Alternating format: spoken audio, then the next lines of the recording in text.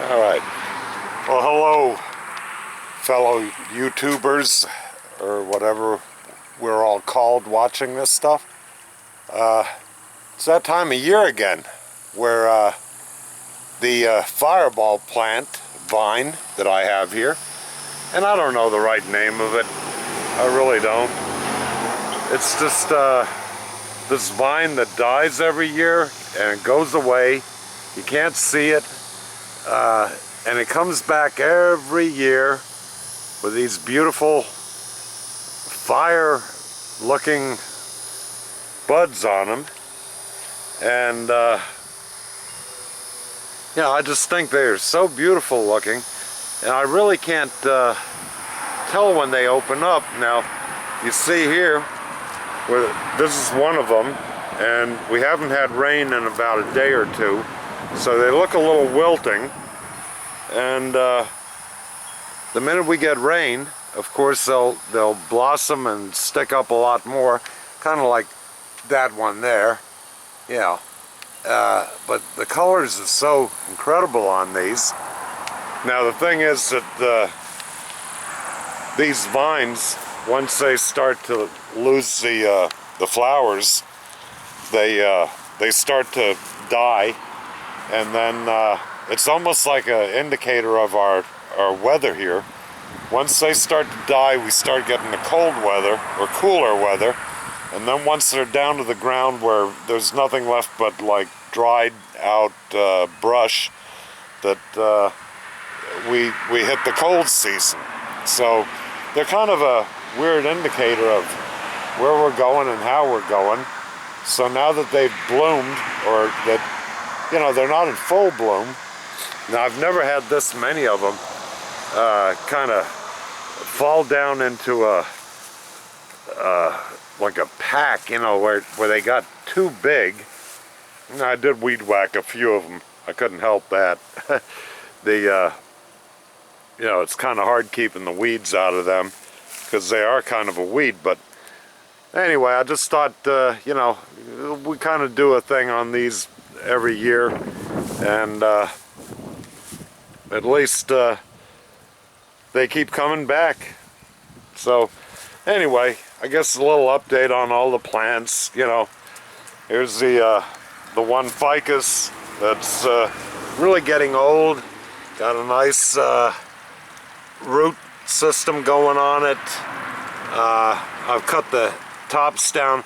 Now, I really haven't shaped any of these, and I did cut this one back very extensively, which it seems to be coming back with a lot of little buds.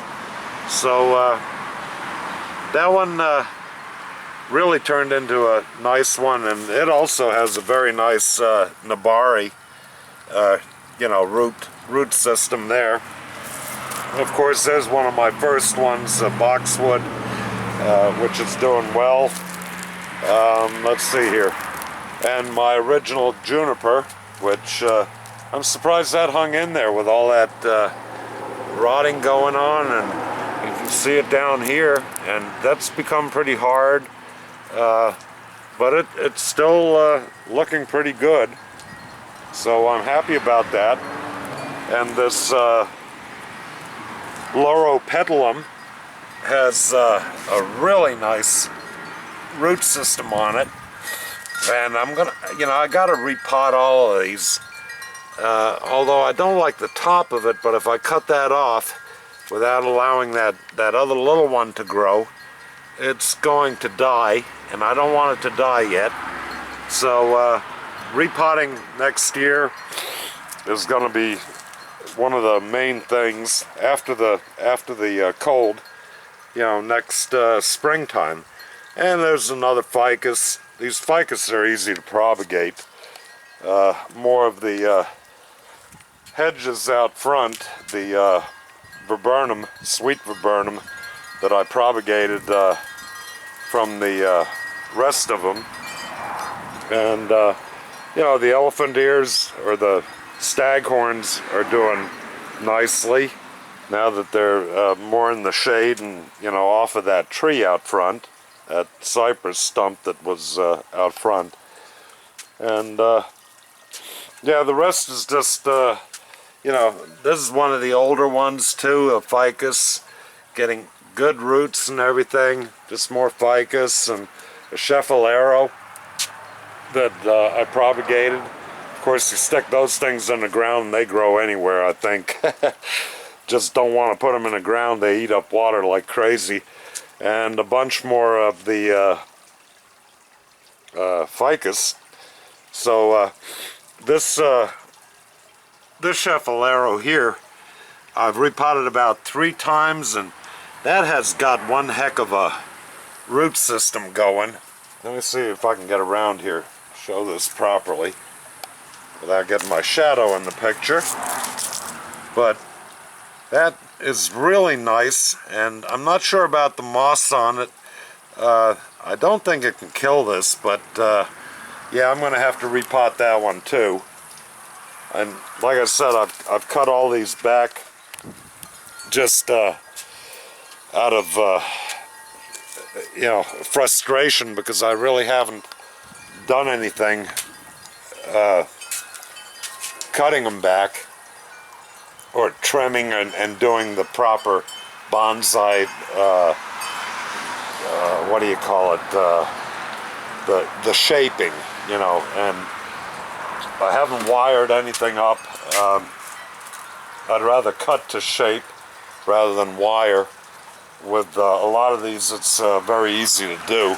So, and of course, there's my wooden trunk that I did as a planter.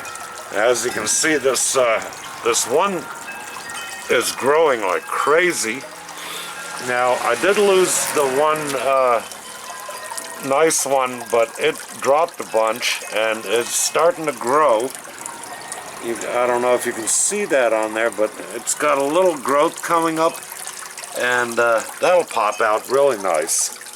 So anyway, yeah, my shadow in the fountain. Fountain's still holding up from when I repainted it, and all the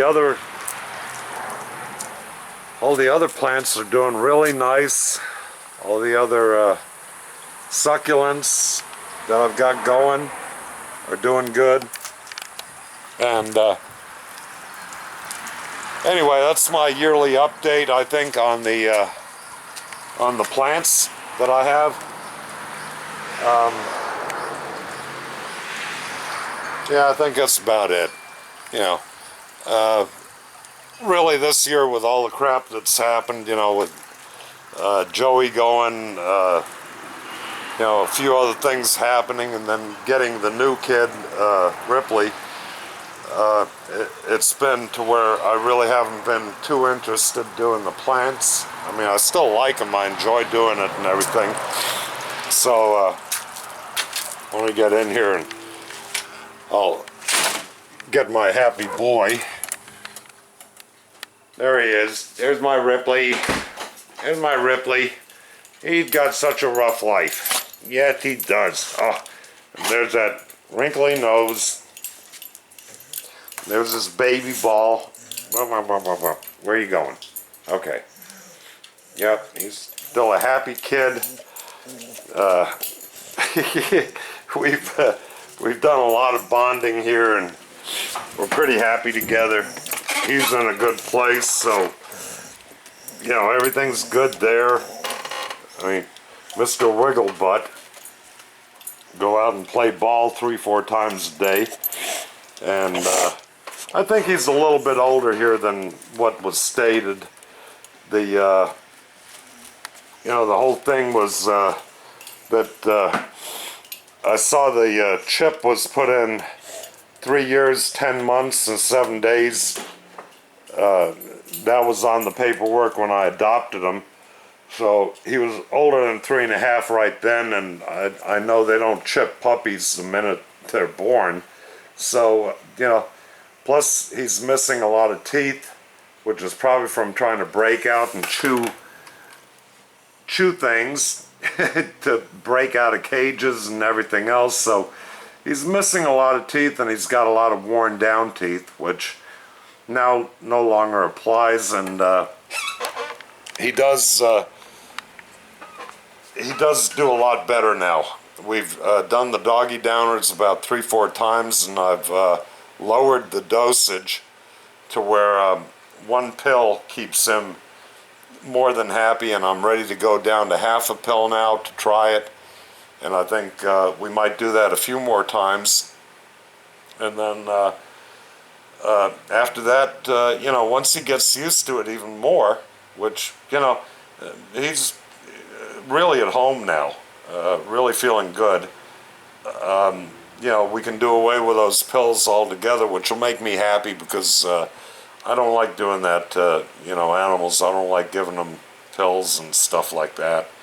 So anyway, there's an update on the going-ons around here.